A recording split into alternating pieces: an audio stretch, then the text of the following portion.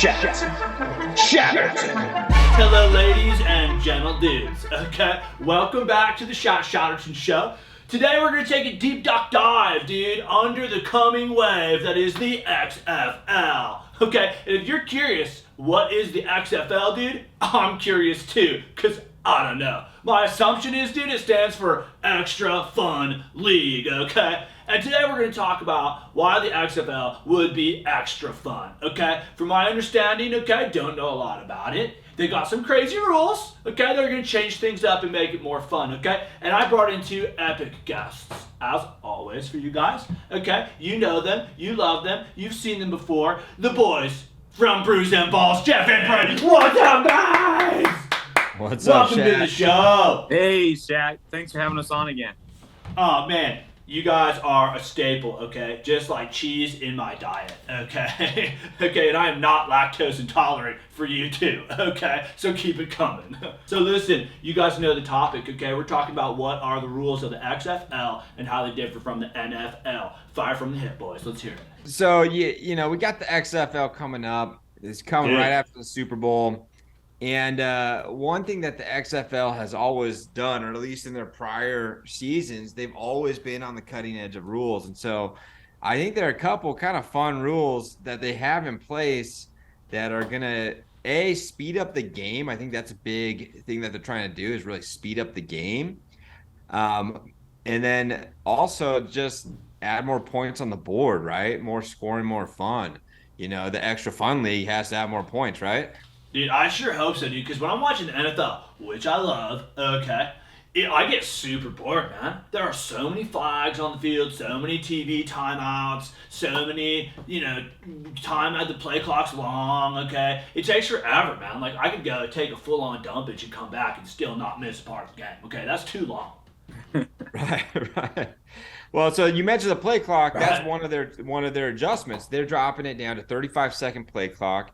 The clock does not stop if there's an incomplete pass or the ball goes out of bounds, unless it's within the last 2 minutes of the half. And that's crazy, right? Because, like, after they do a play, okay, they got to hustle, right? There is no, like, oh, the clock stopped, let's chit-chat, let's get in a huddle. No, man, it's like, dude, you missed that play. Get off your butt, get back to the line, because we're going to go.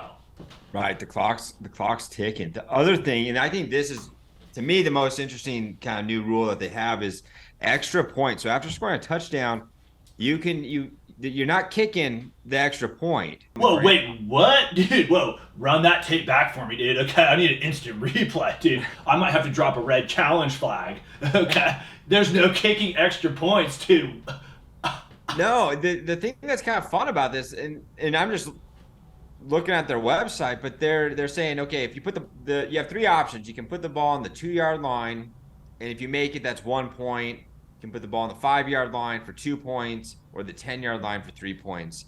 And I think that's kind of fun. I mean, I think it's going to add to the scoring versus just hitting extra points, and it's going to force the teams to actually, make plays on the field. Dude, that is spicy, okay, bro? That is spicy like a ghost pepper challenge with your buddy from high school, man. Okay?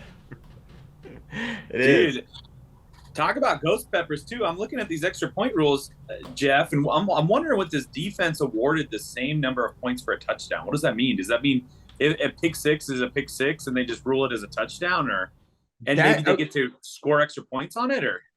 I don't know, because when I read that as well, I would assume that if there's a pick six or a scoop and score, you're gonna get the same amount of points as a touchdown. What I don't know is, if I recall, like in the NFL, if they're going for 2 points, a 2-point conversion, and it's a scoop and score the other way, or pick and it goes the other way, they get 2 points. And so I don't know if it's that same rule where they would get 3 points if they're going from the 10-yard line, or if they hit a touchdown, they just get a touchdown on it, What else we got? Okay, so here's the other thing that's kind of interesting, is that in the fourth quarter only, you have two options for getting the ball back after scoring. You can kick an onside kick, just a traditional onside kick, or the second option is you place the ball on your own 25-yard line, and you're essentially doing a 4th and 15 like a 4th down conversion, you got to go 15 yards to get that first down. And if you don't get it, the other team gets the ball where it stands. What? That's insane, dude. Like, how often do you think people are actually going to be going for that? That's wild. Well, I think to me it makes a little bit of sense because of the success rate of an onside kick is like 0, right? I mean, right. It's pretty low, so, yeah. And so you might as well say, okay, we're going to give them. I think more teams will actually use this option because it's like, okay, we're 4th and 15 versus trying to do an impossible onside kick. So we'll see, but it's 4th quarter only. You can't do it in any of the other 3 quarters. So, dude, that's way righteous, dude. Because I love to see a passing play, okay? And 15 yards is pretty far. Like, that's not a handoff, okay? No one's running that one, okay? Unless you got like a crazy back who can like smash, right? So we're looking at, dude, some potential Hail Mary plays, dude. They're gonna increase to the aerial yards, man. Well, speaking of increasing aerial yards, you can actually do a double forward pass too. That's a new rule for the XFL. Now, no way! No way! It has to be behind the line of scrimmage. Oh, okay, that makes sense. That makes right. So, but essentially, you don't have to lateral the ball backwards and then throw it the second pass. You can throw it forward, but behind the line of scrimmage, and then launch it downfield. Wow. So, yeah, it's not as when I first saw it. It's like double forward pass. I was like, what? But then it's like, oh, behind the line of scrimmage. So it kind of tames it down a little bit, but. Yeah, it's pretty exciting. You got a guy like Derrick Henry on your team, like a guy who's just like an insane running back with an arm. That's sweet. Dude, Brandon, Buck, can you do me a favor? Okay. It talks about this crazy overtime. Okay. This overtime is like nothing I've ever seen before. I mean, I don't know. I'm just looking at the rules here too. And I'm just, the thing that sticks out to me is like getting backed up to your opponent's 5-yard line, having to start all the way back. Like basically you're in the end zone. In the NFL, it's like when the kicking team like stops it right before it rolls in. That's deep.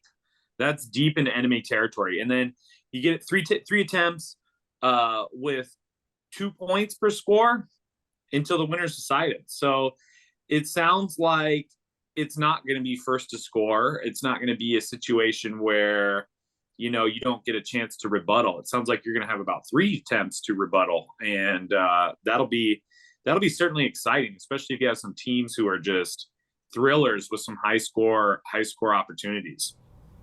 Dude, okay, wait, Brandon, let me read this out loud, okay? Because I'm a little confused, okay? It says, consisting of alternating attempts, right? From the opponent's 5-yard line, dude. Who's the opponent? What is the perspective I'm looking at this from? The guys with the ball or the guys not with the ball? Because to me, it could also be read that you're on the 5-yard line in the red zone, okay? Is that it? Or you're having to cross the whole field from your 5-yard line? From opponents, yeah. I think they're talking. You may have to put it on the 5-yard line, and you only got to go 5 yards. So you're in the red zone, bro. Wow. That would be concurrent with the 2-point extra point rule, right? So, yeah, that's interesting. Whoa, dude. Okay, I'm gonna look up. Dude. I think you're right. This up, dude. I'm gonna look up, dude. Okay, I'm gonna look up.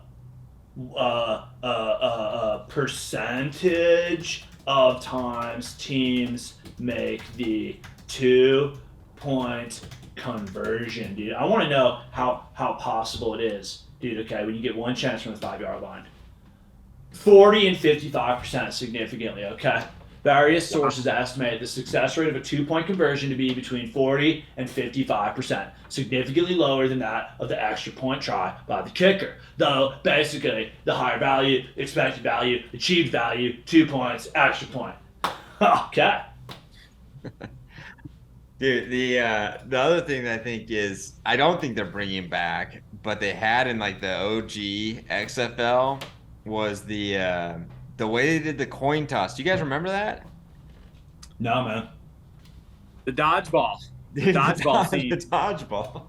Wait, what? Yeah. Blade. Dude, blazer. Blade. Laser. Blazer. Okay. I bleed my own blood. You explain the dodgeball start, the dodgeball coin toss. I mean, it's just like high school gym class, man. It's like you put the two strongest boys in the room against each other on the opposite sides, and they just boogie to the center to grab the ball first. And that's like, yeah, that's I don't think there's really any jockeying around. It's just like, well, if you get your hand on the ball, it's yours. Yeah. Dude, that's amazing, man. Why do they not bring that back? I don't know. They need to bring that back because that will end all debates when, like the Chiefs and the Bills or overtime rules. I know they changed that for this year, but like, yeah, just let the players duke it out. Whoever gets the ball gets to start with the ball or pick. I love it. Let the boys play. Let the boys play. Guys, man, thank you so much for your time, okay? Before I let you go, dude, I have one more question for both of you, okay? Do you think, dude, that the XFL is actually going to be more fun to watch than the NFL? And could it, potentially, does it have the legs, potentially, to stand upon the shoulders of a giant, potentially, and take over the NFL as America's favorite sport? Yeah, man, I'm hyped. I can't wait to go to Lumen Field to watch my Seattle Sea Dragons play. And dude, anchored in greatness. Yeah, anchored in greatness is right, man. It's like it's one of those things that I think that we really look forward to up here in the Northwest after the Seahawks finish up for the year. So I can imagine the same is happening in Dallas, especially, and Houston. San Antonio, like people in Texas are probably fired up. Yeah. No, plus I think like The Rock getting behind it, that adds a whole kind of X factor, no pun intended, but it does, and people are jacked about it. I think it's got legs. I think it's gonna be fun. I'm excited to watch it. Yeah, and they're all streaming on ESPN Plus, right? All the games. Right. So like everyone, easy access. It's easy to watch. It's not like you have to find some obscure sports channel to find them. So yeah, that'd be great. And a bunch of them are on like ABC and ESPN throughout the season. So they got an ABC deal. Dang. Yeah. Nice work, Rock. Yeah. Pulling strings. Dude. Can you smell what the Rock's got cooking? Oh. Hey man, guys. Well, thanks a lot for being on the show, man. As always, dude. I just hope for you, dude, that no kooks come dropping in on your tasty face. Okay, get some freaking lip slaps off that puppy. Okay, have a great day, you guys. Rock on, you too, chat. Enjoy yourself. Oh man, wow, those two guys, great every time. Great. Listen, hey, there you go. The rules of the XFL. Okay, as compared to the NFL. Dude, if you missed anything, dude, if it did make sense, okay, because a lot of that really was clouded for me too, okay, just run it back, dude. Watch it again, okay, instant replay, and I'm sure we'll get it straight. Have a great day. See you later. Thanks for being here. Love ya. Bye. Schatt Schatterton.